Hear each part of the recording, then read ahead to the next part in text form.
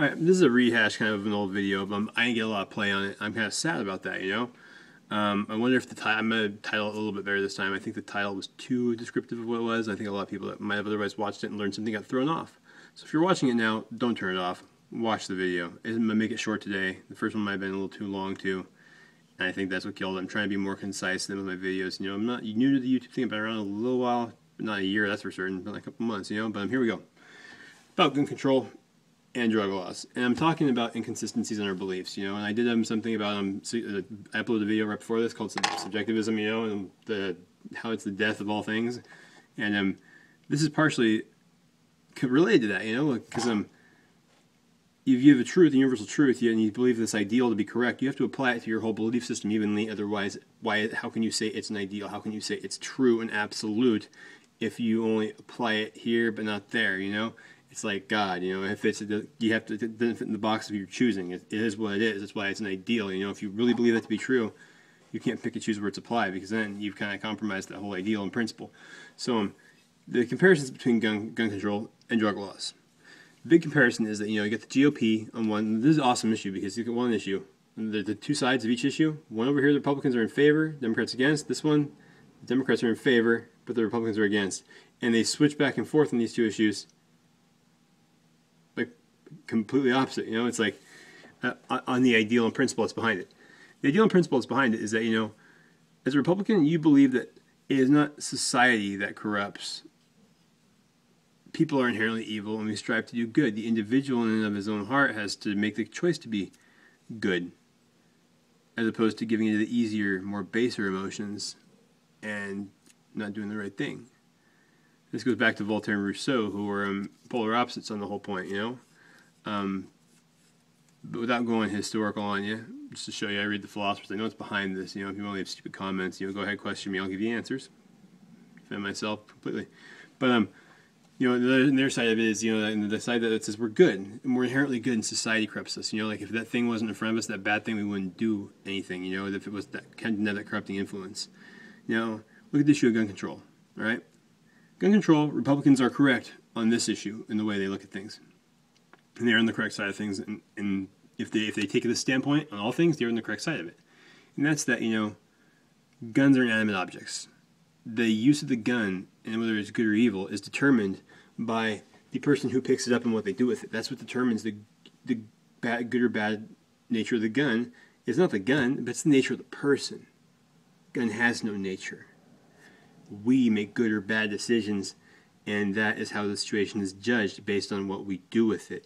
You can defend your house and your life from a criminal, and that's an awesome thing. Or you can go shoot up a fucking school of kids and be a fucking complete a-hole fucking cock-smoking fucking murderer. Right? It's your choice. I mean, and that's all that. A lot of things contribute to which one of those choices you make, you know. But, you know, that's you. Guns don't bounce in the liquor stores in their buttstocks and say, hey, you know, give me the money and cash register. And the guy goes, okay, no. Somebody carries the fucking thing in there and points at the guy and says, give me the money. The gun hasn't done a thing. Now, see, in that same issue with Democrats, they say, you know, well, the gun is evil. It's not that evil influence wasn't in that person's hands, that big, nasty, black assault rifle evil looking thing. And that guy would have never been a school shooter. We would never robbed a liquor store, because he wouldn't have thought he could do it unless he had that power in his hand. Well, history just proves that in the fact that, you know, evil men have killed people since the beginning of time, and they didn't have guns back in the day. They had swords before they had swords. They had spears before they had spears. They had stones, and they hit people with stones. They stabbed them with spears, and they stuck them with swords. And now they shoot them with guns. So I'm taking into account the fact also that criminals already break the law. What makes you think they're going to turn their guns down? You pass a gun control law, and then they're going to be like, oh, God, you know, they're right. I feel bad about having this evil weapon of destruction in my hands. It puts this pressure on me to do evil. I'm going to go turn it in right now. No, they're going to laugh and go, ha, they turned their guns, and now only we have them. So here's the other thing, too, is that you take and this is where I'm making the comparison on the drug control, or the drug war and the drug laws, and the control they try to exert over us with that, is that Republicans, you know, we say that let's go argue it the same way, the pro side and the con side. That's the other argument. The Democrats are pro like legalizing marijuana. You know, a lot of them are kind of like pro, you know, lesser like consequences for drug, you know, use and things like that. Which is actually, that's wrong right there. Get to that in a minute. But the whole point is though is that they say, well, you know, people's decisions are good or bad. If they want to smoke that pot, we should let them. Well, we should legalize it, you know, decriminalize it and stuff like that. Because, you know, what they do is bad, not the pot itself. The pot is just a plant. And, you know, you could make a plant and pipe and smoke it. And doing all maybe get you high, but you could, it's a thing, nonetheless. Now you think, and that is the correct way to view things.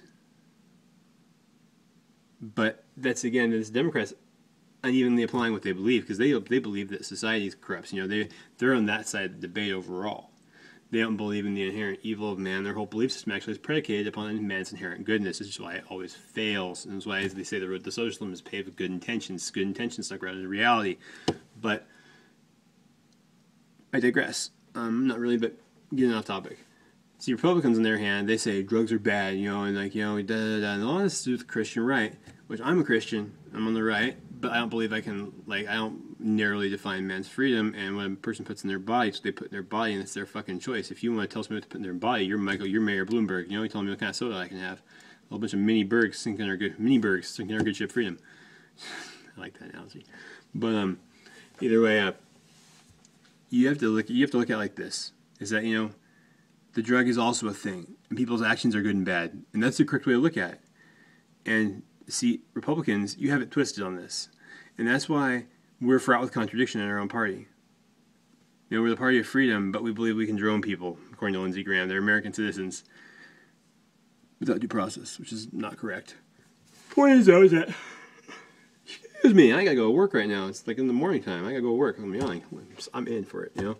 But you know, the point is that we're fraught with contradiction. We don't evenly apply our belief system, and that's what makes us sometimes sit down quietly when we should stand up and talk loudly and say that's not correct, because we know if we stand up too loudly, people will point at their own contradictions. They'll point at our flaws, and they'll say, hey, look at what else you believe here.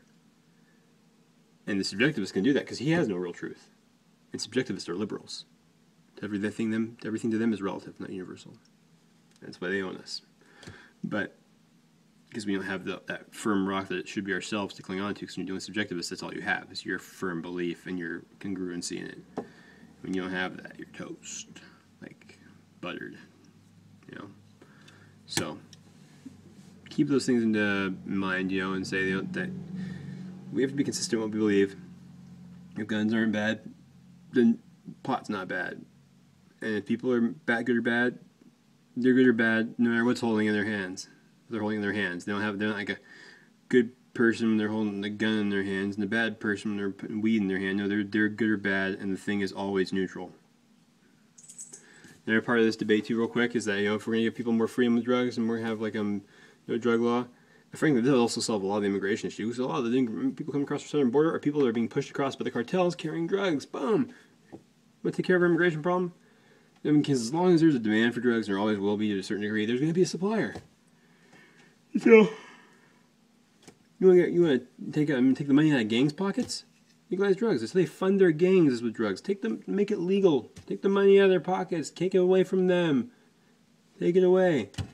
All you stupid Republicans saying, yeah, well, we should make pot legal, you know, or libertarians. Like, we could make tax money on it. It's like, on. You can't tax people for exercising the right they have. That right to put something in their body, whatever they choose, you can't tax people for their rights. It's also the same bullshit with the license and registration in your car. You're taxing me. I have a right to travel. There's so much judicial precedent in that. It's insane. But you're taxing me basically every year of the driver's license to exercise my rights. And to own a piece of property in my car, you're taxing me to own property. Like, so unconstitutional, it's unconscionable. But that's our complacency that's led us there. I refuse to pay those things anymore. And I've won a couple times in court. Sometimes I have to fight a little harder, but sometimes I don't. But I always win.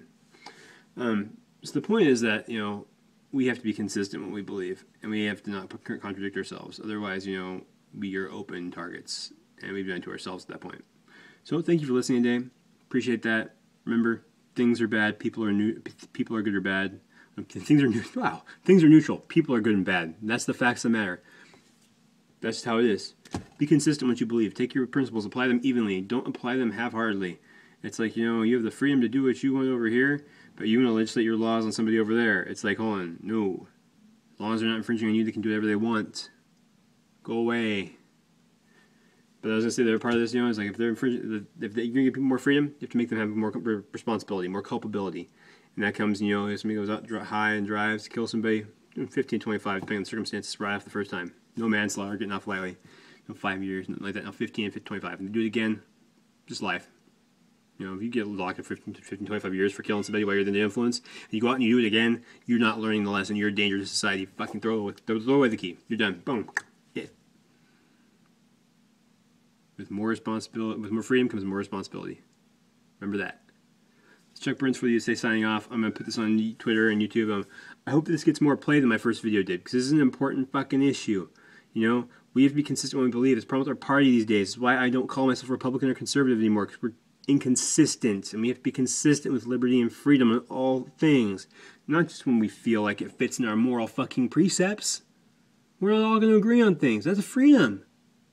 That people are going to be different. That's the amazing thing about this country. But you're allowed to be. Stop stepping on my toes, yo. Or other people's, whoever. Just don't do it. Have a good day.